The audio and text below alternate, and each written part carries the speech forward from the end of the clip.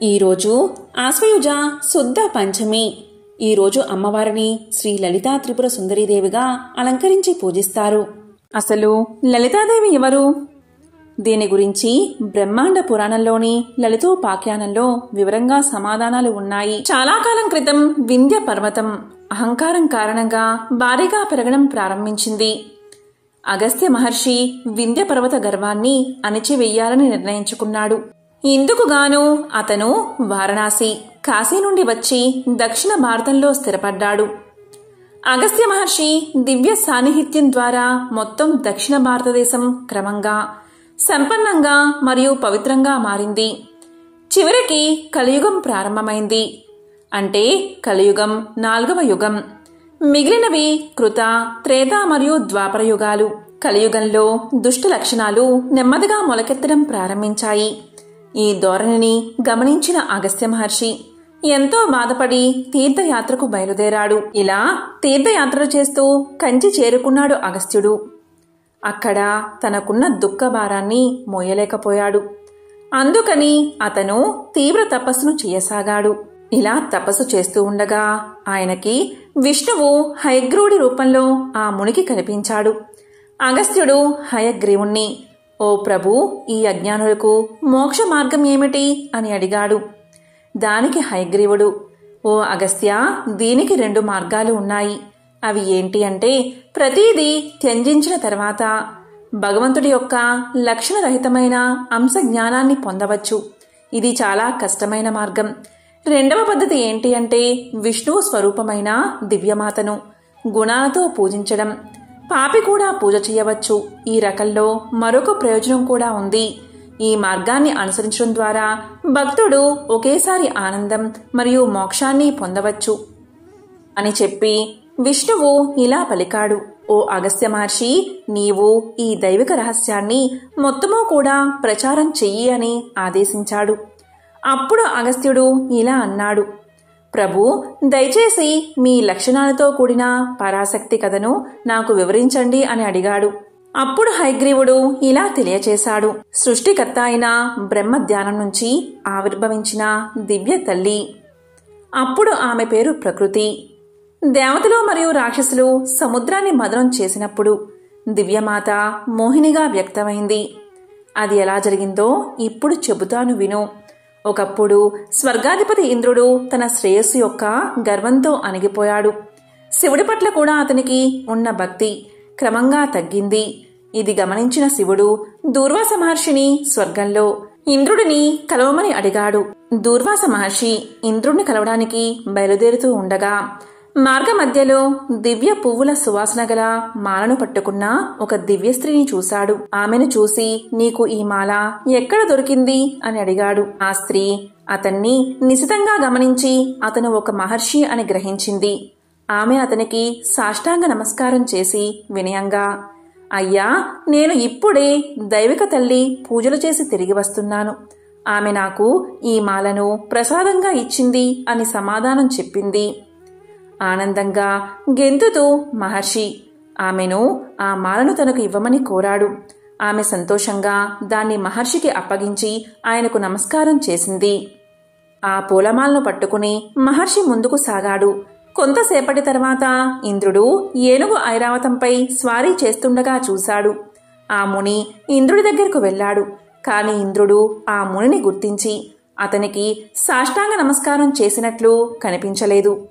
అయితే ముని కోపం తెచ్చుకోకుండా ఇలా అన్నాడు, ఇంద్ర, ఇది దేవమాత స్వయంగా ఇచ్చిన మాల, తీసుకోండి. అలా చెప్పి ఋషి ఆ మాలను ఇంద్రుడికి సమర్పించాడు. ఇంద్రుడు నిరాకరించలేదు. అతను అసహ్యంతో ఆ మాలను స్వీకరించి దానిని ఏనుగు తలపై విసిరాడు. అది ముందుకు సాగింది. కొద్దిసేపటి తర్వాత ఏనుగు తన తొండంతో ఆ మాలను కింద పడవేసి దాన్ని తొక్కేసింది. ఇది చూసి దూర్వాస మహర్షి చాలా కోపంగా ఇంద్రుడిని, ఓరి అహంకారి, నువ్వు నన్ను గుర్తించలేదు. అంతేకాదు, నువ్వు దివ్యమాత ప్రసాదాన్ని కూడా గౌరవించలేదు. దీనివల్ల నీ శ్రేయస్సు నశించిపోతుంది అని శపించాడు. ఈ మాటలతో ఇంద్రుడి గర్వం అణిగిపోయింది. అతడు ఏనుగును దిగి కోపంగా ఉన్న దూర్వాసముని పాదాలకు సాష్టాంగ నమస్కారం చేశాడు. అయితే ఆ ముని నిశ్శబ్దంగా వెళ్ళిపోయాడు.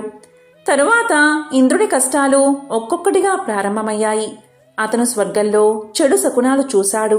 వాటికి భయపడిన ఇంద్రుడు దుశ్శకునాలకు కారణాన్ని వెల్లడించమని ముని బృహస్పతిని అడిగాడు. ఆ ముని ఇలా జవాబిచ్చాడు: నీ పాపాల ప్రభావం నీడలా నిన్ను అనుసరిస్తుంది. అలా చెబుతూ ముని ఒక చక్కని కథను ఇలా చెప్పసాగాడు. ఓ ఇంద్రా, నీకొక కథ చెబుతాను, శ్రద్ధగా విను అని ఇలా మొదలుపెట్టాడు. చాలా కాలం క్రితం కాంచీపురంలో వజ్ర అనే దొంగ ఉండేవాడు. అతను చిన్న చిన్న వస్తువులను దొంగలించి క్రమంగా పెద్ద మొత్తంలో డబ్బును కూడబెట్టేవాడు. సంపద గణనీయంగా పేరుకుపోవడంతో దానిని సురక్షితంగా దాచాలని అనుకున్నాడు. అడవిలోని దట్టమైన ప్రాంతంలో అతను ఒక లోతైన గొయ్యి తవ్వి అందులో డబ్బును భద్రపరిచాడు. అయితే వీరదంత అనే వేటగాడు ఒక పొడవైన చెట్టు మీద కూర్చుని ఊహించని విధంగా ఇదంతా గమనించాడు. దొంగ అక్కడ్నుంచి వెళ్లిపోయిన తర్వాత వేటగాడు గుంతను తవ్వి డబ్బులో 10వ వంతు మాత్రమే తీసుకున్న తర్వాత ఎవరికి ఎటువంటి సందేహం కలగకుండా గుంతను కప్పాడు. ఇక వేటగాడి భార్య ఆ డబ్బును చూసి తన భర్త దాన్ని ఎలా పొందాడో తెలుసుకుని, చాలామంది బ్రాహ్మణులు నా తల్లిదండ్రుల ఇంటికి రావడం ఆచారం. వారు నన్ను చూసినప్పుడల్లా నువ్వు అకస్మాత్తుగా ధనవంతుడు అవుతావని చెప్పేవారు. వారి అంచనా ఇప్పుడు నిజమైంది అని పలికింది. ఇదంతా విన్న వేటగాడు మరింత డబ్బుతో మాంసాన్ని కొనాలి అనుకున్నాడు. అయితే వేటగాడి భార్య ఇలా చెప్పింది: నా తల్లిదండ్రుల ఇంటికి వచ్చే బ్రాహ్మణ సందర్శకులు ఇంకా ఏదో చెప్పేవారు. కష్టపడి సంపాదించిన డబ్బు మాత్రమే శాశ్వత ఆనందాన్ని ఇస్తుందని, మరియు సులభంగా సంపాదించిన డబ్బు పాపపూరితమైనదని వారు హెచ్చరించారు. కాబట్టి ఈ ఊహించని మరియు సంపాదించని డబ్బును దాన ధర్మాలకు వినియోగిద్దాం. ఇలా పలికింది ఆమె. ఇలా సుదీర్ఘ చర్చల తర్వాత భార్య అభిప్రాయమే గెలిచింది. తరువాత వీరదంతుడు నీటి కొరత ఉన్న ఒక ప్రదేశాన్ని ఎంచుకుని ప్రజల ఉపయోగం కోసం ఒక పెద్ద నీటి తొట్టి తవ్వకం ఏర్పాటు చేశాడు. ఇలా పని జరుగుతూ ఉండగా మరిన్ని ప్రణాళికలు రూపొందించబడ్డాయి. దానికి అనుగుణంగా అతను తొట్టి పక్కన విష్ణువు మరియు శివుడికి ఆలయ నిర్మాణాన్ని ప్రారంభించాడు. మొత్తం పూర్తయ్యేసరికి డబ్బైపోయింది. అందుకే దొంగ వజ్రుడు దొంగలించిన సంపదను దాచిపెట్టిన అనేక ప్రదేశాలు కనుక్కోవడానికి వీరదంతుడు గూఢాచార్యం ప్రారంభించాడు. దొంగకు ఎటువంటి సందేహం కలగకుండా వేటగాడు గుంటల నుంచి డబ్బును క్రమంగా తీసి నిర్మాణాన్ని అంతరాయం లేకుండా కొనసాగించేవాడు. దీనితో పాటు అతను డబ్బును విరాళంగా ఇవ్వడం ప్రారంభించాడు. అయితే వేటగాడు ఆ డబ్బును తనకు లేదా తన కుటుంబానికి ఉపయోగించలేదు. ఈ విధంగా అతని భార్య నిరంతరం భర్తకు చేదోడు వాదోడుగా ఉండేది. ఇక బ్రాహ్మణులు ఇంటికి వచ్చిన బ్రాహ్మణులు ఎంతో సంతోషించి వేటగాడికి అలాగే అతని భార్యకు ద్విజవర్మ, శీలావతి అనే బిరుదులు ఇచ్చారు. ఇలా కొంతకాలం తర్వాత వేటగాడు ఒక నగరాన్ని నిర్మించాడు. కొన్ని సంవత్సరాల తర్వాత వేటగాడు అలాగే అతని భార్య ఒకేసారి మరణించారు. యముడి యొక్క దూతలు శివుడు మరియు విష్ణువు జీవుల్ని తీసుకెళ్లడానికి వచ్చారు. ఎవరిని తీసుకెళ్లాలి అనే చర్చ పరిష్కారం కాలేదు. ఆ సమయంలో నారద మహర్షి అక్కడికి వచ్చాడు. ఆయన 3 బృందాల దూతలను, అంటే విష్ణుదూతలను, శివదూతలను, యమదూతలను వాదన్ని ఆపమని కోరాడు. వేటగాడు తాను దొంగలించిన డబ్బుతో దాన ధర్మాల వంటి పుణ్యకార్యాలు చేశాడు. అందువల్ల ధర్మ నియమాల ప్రకారం దొంగలించబడిన సంపద యొక్క అన్ని యజమానులు చనిపోయే వరకు అతను దెయ్యం రూపంలో తిరగాలి. కాబట్టి మీలో ఎవరికి జీవాన్ని తీసుకెళ్లే హక్కు లేదు. తరువాత అతని భార్య గొప్పది. ఆమె ఏ పాపం చేయలేదు. ఆమె శివభక్తురాలు కాబట్టి భగవంతుడి దూతలు ఆమె జీవాన్ని తీసుకెళ్లగలరు అని నారదుడు తెలియజేశాడు. ఇది విన్న వేటగాడి భార్య, నేను నా భర్తను దెయ్యం రూపంలో వదిలి శివుడి నివాసమైన కైలాసానికి వెళ్ళను అని చెప్పింది. నారద మహర్షిని ప్రార్థించింది. అయ్యా, నా భర్త పాపాలను విప్పడానికి నేను ఏం చెయ్యాలో దయచేసి తెలియచేయండి అని కోరింది. దీంతో నారదుడు ఆమెకు శివమంత్రాన్ని ఉపదేశించాడు. ఆమె శివమంత్రాన్ని జపించగా భార్యాభర్తలిద్దరూ కైలాస ప్రాప్తిని పొందారు. ఇలా ఉండగా కొంతకాలానికి దొంగైన వజ్రుడు, అతను డబ్బును దొంగలించిన వ్యక్తులు మరణించారు. జీవులందరూ మృత్యుదేవుడైన యముడి నివాసమైన నరకానికి చేరుకున్నారు. ఆయన వారందరినీ సమావేశపరచి, మీరు పుణ్యకార్యాలను చెయ్యాలని అనుకోకపోయినా అవి మీ డబ్బుతో జరిగాయి కాబట్టి మీరు కొంతకాలం కైలాసంలో ఉండడానికి అర్హులు. అందువల్ల మీరు మొదట పుణ్యాన్ని అనుభవించాలి అనుకుంటున్నారా లేదా పాపాన్ని అనుభవించాలి అనుకుంటున్నారా అని అడిగాడు యముడు. అందరూ ఒక్కసారిగా మేము మొదట పుణ్య ప్రభావాన్ని అనుభవించాలి అనుకుంటున్నాము. ఎందుకంటే పుణ్యాత్మతో సహవాసం చేసే అవకాశం ఉంటుంది. అది గత పాపాలను తుడిచివేస్తుంది అన్నారు. దీంతో యముడు సంతోషించి వారందరినీ కైలాసానికి పంపించాడు. ఇదంతా విన్న ఇంద్రుడు గత సంఘటనల్ని గుర్తు చేసుకుని బృహస్పతిని విచారంగా, గురువుగారు ఇప్పుడు నేను ఏమి చెయ్యాలి అని అడిగాడు. గురువు సమాధానం చెప్పబోతూ ఉండగా మలకుడు అనే రాక్షసుడు భారీ సైన్యంతో స్వర్గంపైకి దండెత్తి రాజ్యాన్ని స్వాధీనం చేసుకున్నాడు. ఇంద్రుడు చాలా తొందరగా తప్పించుకోవాల్సి వచ్చింది. అతను నేరుగా బ్రహ్మ వద్దకు వెళ్లి ప్రార్థించాడు. దీంతో బ్రహ్మ దేవతలందరితో కలిసి విష్ణువును ప్రార్థించాడు. విష్ణువు ఇలా సమాధానం చెప్పాడు. మీరు శ్రేయస్సు దేవతలను పొందడానికి సముద్రాన్ని మదించండి అని సలహా ఇచ్చాడు. ఇందుకోసం ఇంద్రుడు రాక్షసులతో సయోధ్య కుదుర్చుకున్నాడు. వారి సహాయం తీసుకుని దేవతలు అలాగే రాక్షసులు సముద్రాన్ని మదనం చేశారు. మదన సమయంలో సముద్రం నుంచి చాలా విలువైన వస్తువులు బయటకు వచ్చాయి. చివరికి ధన్వంతరి అమృత కుండను పట్టుకుని బయటకు వచ్చాడు. అతన్ని చూసి రాక్షసులు కుండను పట్టుకుని పారిపోవడం ప్రారంభించారు. దేవతలకు రాక్షసులకు మధ్య ఘోర యుద్ధం మొదలైంది. తీవ్ర గందరగోళం నెలకొంది. బ్రహ్మ, శివుడు కూడా తప్పించుకుని తమ నివాసాలకు చేరుకున్నారు. ఇదంతా గమనించిన విష్ణువు ఒక ఏకాంత ప్రదేశానికి వెళ్లి తనలో శక్తి స్వరూపంగా నివసించే శ్రీ లలితాదేవిని ధ్యానం చేయడం ప్రారంభించాడు. ఈ ధ్యానం కారణంగా అతను లలితాదేవి రూపంలో మోహినిగా వ్యక్తమయ్యాడు. ఈ అవతారాన్ని కామస్వరూపంగా తీసుకుని విష్ణువు దేవతలను రాక్షసులను సంప్రదించాడు. దేవతలు ఆ రూపాన్ని దైవకంగా, రాక్షసులు ఆ రూప సౌందర్యానికి మంత్రముగ్ధులై పోరాడడం మానేశారు. ఆమె వారిని మంత్రముగ్ధుల్ని చేసి వారి నుంచి అమృతకుండను తీసుకుని అందరికీ అమృతాన్ని అందించడానికి వారి అనుమతి తీసుకుంది. ఆమె దేవతలను రాక్షసులను వేరువేరు వరుసల్లో కూర్చోమని కోరింది. ఆమె ముందుగా దేవతలకు అమృతాన్ని ఇవ్వడం ప్రారంభించింది. ఆమెచే ఆకర్షితులైన రాక్షసులు ఇంకా మూర్ఖంగా కూర్చున్నారు. దేవతలకు అమృతం ఇవ్వడం అయిపోయిన వెంటనే ఆమె అకస్మాత్తుగా అదృశ్యమైంది. రాక్షసులు మళ్లీ దేవతలతో యుద్ధం చేయడం ప్రారంభించారు. అయితే దేవతలు అప్పటికే అమృతాన్ని తాగి ఉండడంతో రాక్షసులు ఓడిపోయారు. ఆ విధంగా దైవక తల్లి మోహినిగా అవతరించింది మరియు దేవతల కార్యకలాపాలకు విజయాన్ని ఇచ్చింది. అగస్త్యుడు ఈ కథ విని, హయగ్రీవ, కలియుగంలో భక్తులకు ఆహారం మరియు మోక్షం రెండిటినీ ప్రసాదించే పరాశక్తి ఏ రూపంలో ఉంటుందో నాకు వివరంగా తెలియచేయండి అన్నాడు. దానికి హయగ్రీవుడు, ఓ అగస్త్య మహర్షి, అలా చేయగల శక్తి ఉన్న ఏకైక దేవత లలితాదేవి. ఆమె కథ చెబుతాను వినండి అంటూ ఇలా చెప్పసాగాడు. పూర్వకాలంలో దక్షుని కుమార్తె సతీదేవి శివుణ్ణి వివాహం చేసుకుంది. అయితే క్రమంగా దక్షుడికి శివుడిపై ద్వేషం పెరిగింది. ఈ ద్వేషం కారణంగా దక్షుడు శివుడికి ఎటువంటి అర్పణాలు చేయకుండా యాగం చెయ్యాలి అనుకున్నాడు. అతను తన కుమార్తె సతీదేవిని కూడా యాగానికి ఆహ్వానించలేదు. ఆమె తండ్రి చెయ్యబోయే గొప్ప యాగం గురించి తెలుసుకుంది. ఆమెకు ఇతర వివరాలు తెలియవు. అయితే తన తండ్రి చెయ్యబోయే యాగానికి సంతోషించి శివుడు ఆమె సందర్శనని తిరస్కరించినప్పటికీ ఆమె యాగానికి వెళ్ళింది.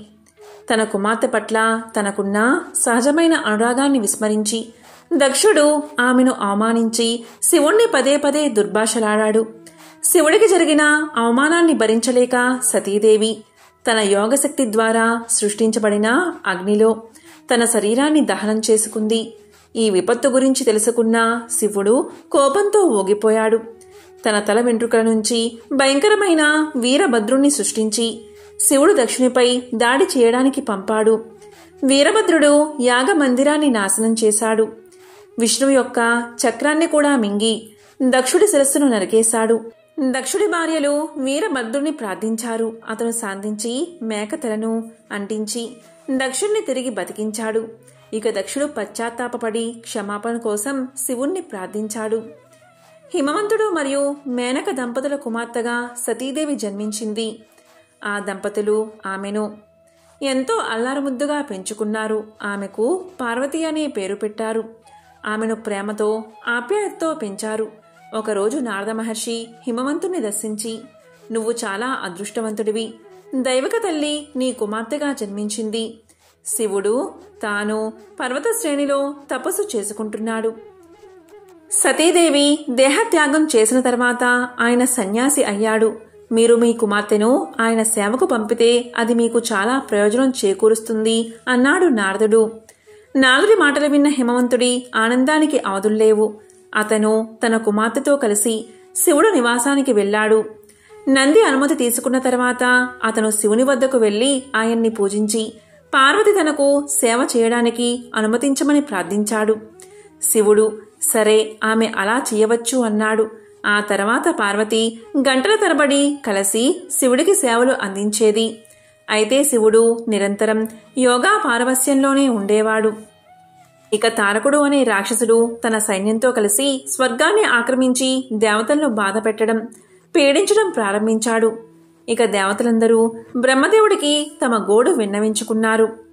అప్పుడు బ్రహ్మ ఇలా పలికాడు, శివుడు మరియు పార్వతికి పుట్టిన కుమారుడు మాత్రమే ఆ రాక్షసుణ్ణి చంపగలడు. కాబట్టి వారిద్దరికీ వివాహం జరిగేలా చూడండి అని పలికాడు. ఇక ఇంద్రుడు మన్మధుణ్ణి ఆ పనికి పురమాయించాడు. మన్మధుని భార్య రతీదేవి దీని గురించి తెలుసుకుని నిరోధించడానికి ప్రయత్నించింది. కాని మన్మధుడు శివుడి నివాసానికి చేరుకున్నాడు. అతను అకస్మాత్తుగా అక్కడ వసంత ఋతువును వాతావరణాన్ని సృష్టించాడు. పార్వతి శివుడికి నమస్కరించడానికి వంగి లేస్తూ ఉండగా సరిగ్గా ఆ సమయంలో మన్మధుడు శివుడిపై బాణం వేశాడు. అతని మనస్సు కొంచెం ప్రభావితమైంది. ఇది గమనించిన పార్వతి లోలోపల ఆనందంతో ఉప్పొంగింది. అయితే వెంటనే శివుడు తన భావాలను విశ్లేషించుకుని అలా ఎందుకు జరిగిందో తెలుసుకోవడానికి చుట్టూ చూశాడు. శివుడు కాముడు పొదల వెనుక దాక్కుని ఉండడం చూశాడు. వెంటనే శివుడి మూడవ కన్ను తెరుచుకుంది. దాని నుంచి ప్రవహించే అగ్ని కాముణ్ణి బూడిద చేసింది. ఇక పార్వతి భయంతో కళ్ళు మూసుకుంది. ఆమె ఒక్క క్షణంలో కళ్ళు తెరిచే సమయానికి శివుడు అదృశ్యం అయిపోయాడు. ఇక హిమవంతుడు అక్కడికి వచ్చి ఆమెను ఓదార్చాడు. ఇంటికి తీసుకువెళ్లిపోయాడు.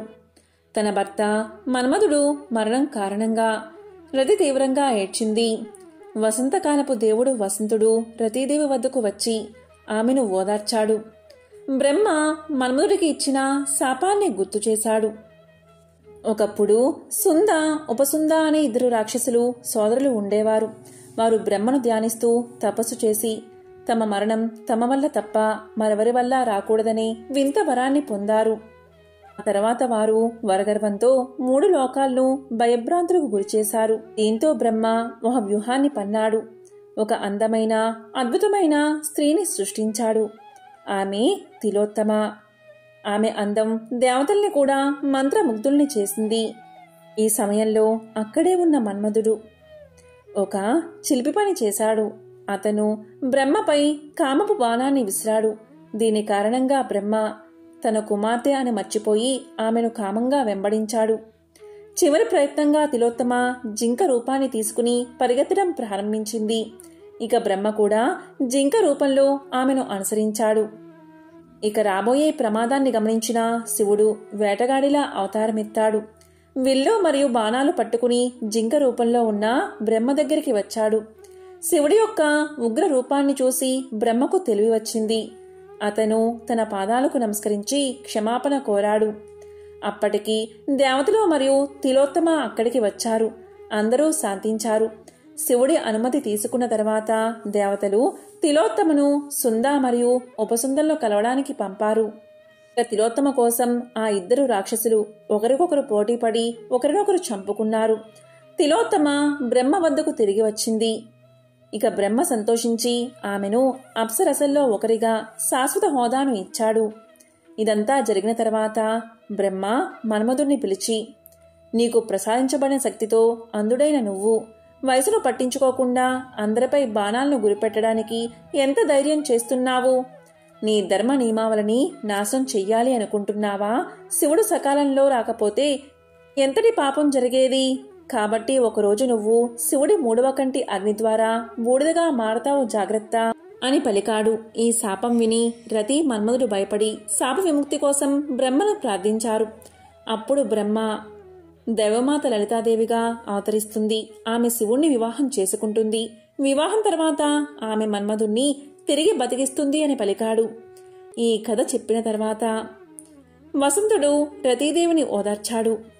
ఈ సమయంలోనే రుద్రగణాల్లో ఒకానొక సైన్యాధిపతి అయిన చిత్రకర్మ ఒకరోజు దహనమైన మన్మధుడి బూడిదతో ఆడుకోవడం ప్రారంభించి దానితో ఒక బొమ్మను తయారు చేసి ఆ బొమ్మను శివుడి వద్దకు తీసుకెళ్లాడు. శివుడి దగ్గరికి రాగానే అది ప్రాణం పోసుకుంది.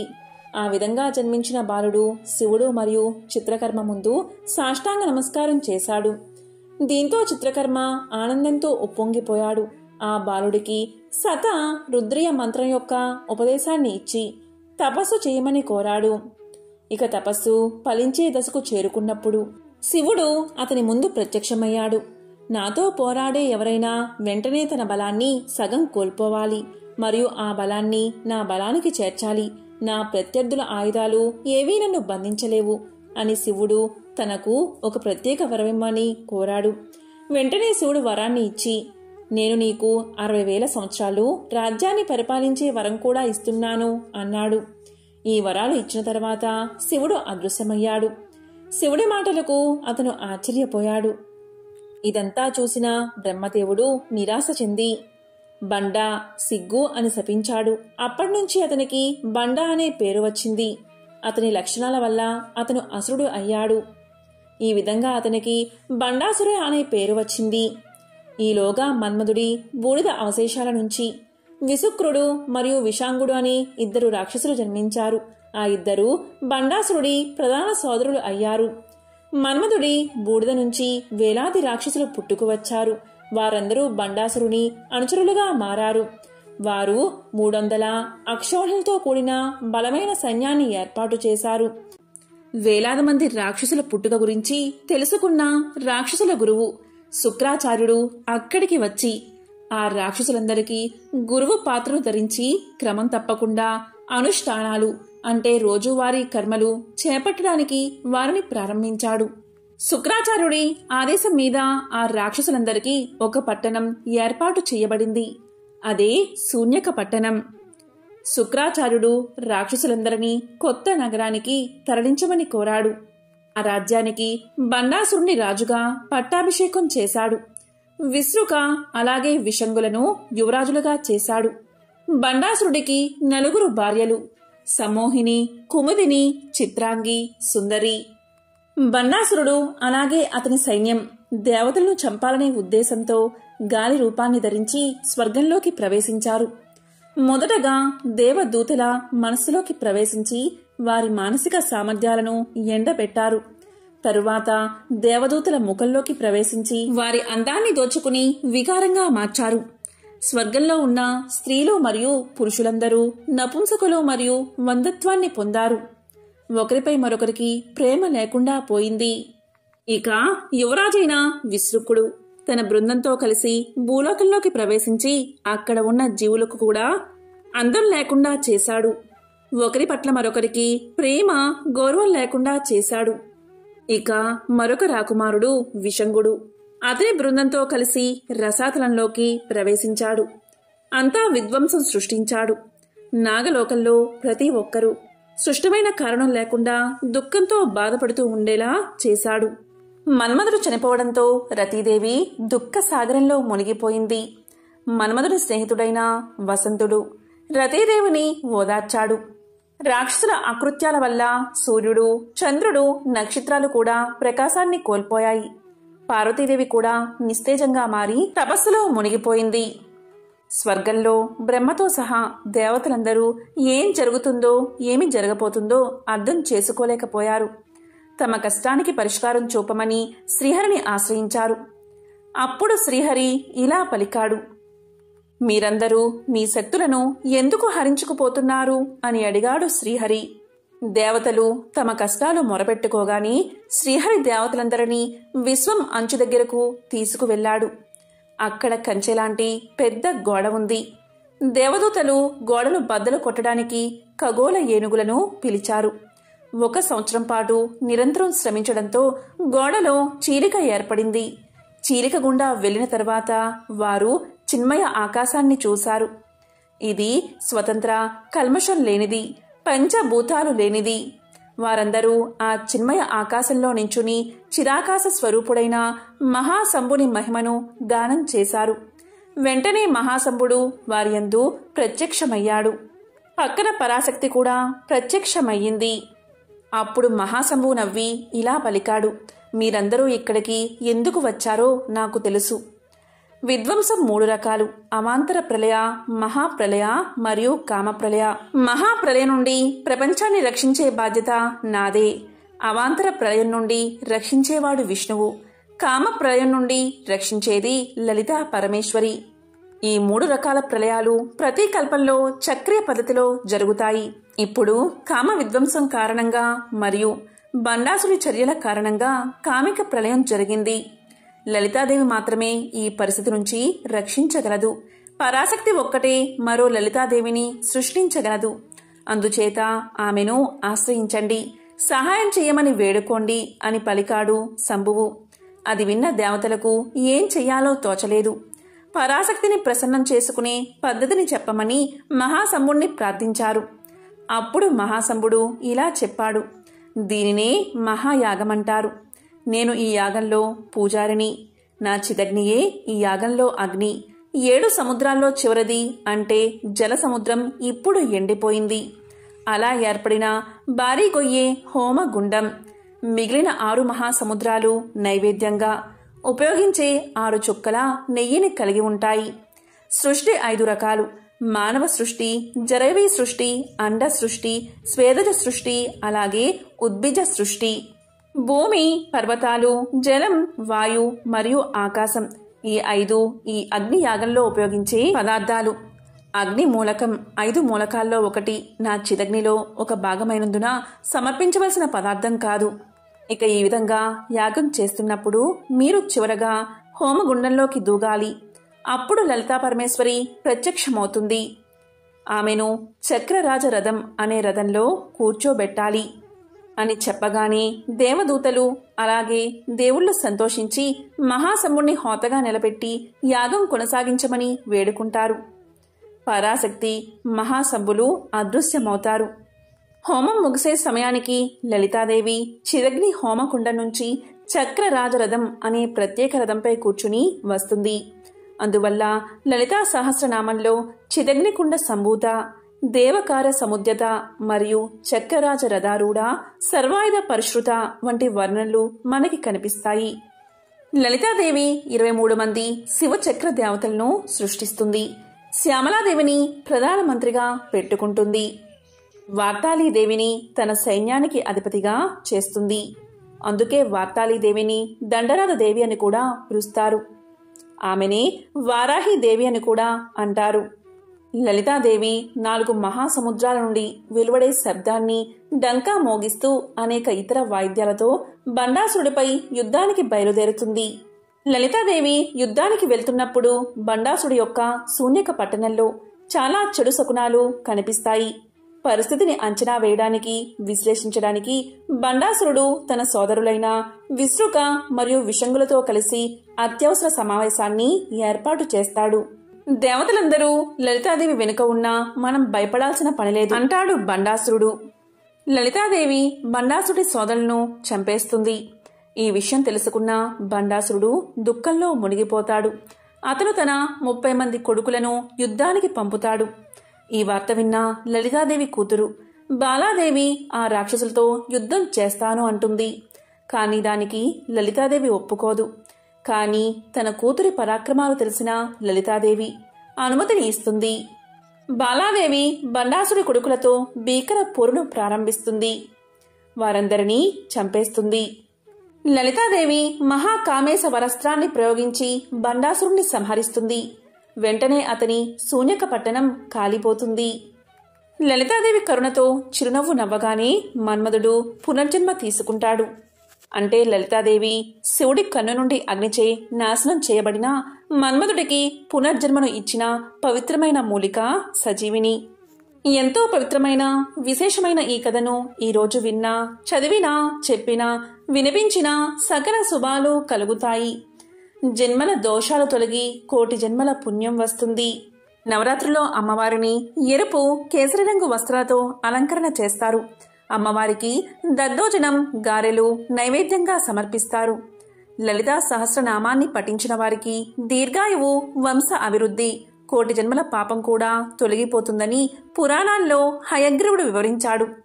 లోకాలను మించిన అతిలోక లావణ్యంతో లాస్యం చేసే లలనామణి, లోకోత్తర లావణ్యభావం, చిన్మయ చైతన్యం, ఆనందాతిరేకంతో లలితాంబ చేసే లాస్య లీలకు లలాటం, లలనాస్థలి. ప్రతి స్త్రీమూర్తిని తల్లిగా భావించగలిగితే లలితాంబ కరుణ అనుభవంలోకి వస్తుంది. నవరాత్రుల్లో దుర్గామాతను పూజిస్తే సకల పాపాలు తొలగిపోతాయని, అమ్మవారి ఆశీస్సులతో తమ జీవితంలో సుఖశాంతులు, సంపద, ఐశ్వర్యం లభిస్తాయని చాలా మంది నమ్మకం. దేవి భాగవతంలో త్రిమూర్తుల కంటే పరాశక్తికే ఎక్కువ ప్రాధాన్యత ఇచ్చారు. లక్ష్మీ సరస్వతీ దేవులు ఇరువైపులా ఉండి వింజామరలు వీస్తూ ఉండగా శ్రీచక్ర అధిష్టాన శక్తిగా కొలువు తీరుతుంది అమ్మవారు. తన చేతిలో ఉండే విల్లు, పాసం భక్తులకు వరాలు ఇస్తుంది. కొన్ని ప్రాంతాల్లో లలితాదేవిని పరాశక్తిగా భావించి ఖడ్గమాలను కూడా పూజిస్తారు. ఆత్మ, మనసు, శరీరం అనేవి 3 పురాలు. వీటిని త్రిపురాలు అంటారు. ఈ 3 పురాల్లో ఉండే రాక్షసత్వాన్ని తొలగిస్తే అమ్మ సౌందర్యం త్రిపుర సుందరిగా వెలసిల్లుతుంది. త్రిపురాత్రయంలో 2వ శక్తి అమ్మవారు. దేవి ఉపాసకులకు ఈమె ముఖ్య ఉపాస దేవత. త్రిగుణాతీతమైన కామేశ్వర స్వరూపం ఈమె. కోమలత్వం కలిగిన మాతృమూర్తి ఈమె. చెరుకుగడ, విల్లు, పాశాంకుశాలను ధరించిన రూపంలో కుడివైపున లక్ష్మీదేవి, ఎడమవైపున సరస్వతీదేవి సేవలు చేస్తూ ఉండగా లలితాదేవి భక్తులను అనుగ్రహిస్తుంది. దారిద్ర్య దుఃఖాలను తొలగించి సకల ఐశ్వర్య అభీష్టాలను సిద్ధింపచేస్తుంది. లలితా త్రిపుర సుందరీదేవి విద్యా స్వరూపిణి, సృష్టి, స్థితి, సంహార రూపిణి. కుంకుమతో నిత్య పూజలు చేసే సువాసినులకు ఈ తల్లి మాంగళ్య సౌభాగ్యాన్ని ప్రసాదిస్తుంది. శ్రీచక్రానికి కుంకుమార్చన చెయ్యాలి. లలిత అష్టోత్తరంతో పూజించాలి. ఓం ఐం హ్రీం శ్రీం శ్రీ మాత్రే నమః, ఓం ఐం హ్రీం శ్రీం శ్రీ మాత్రే నమః అనే మంత్రాన్ని 108 సార్లు జపించాలి. మాంగళ్య భాగ్యం కోరుతూ సువాసులకు పూజ చెయ్యాలి.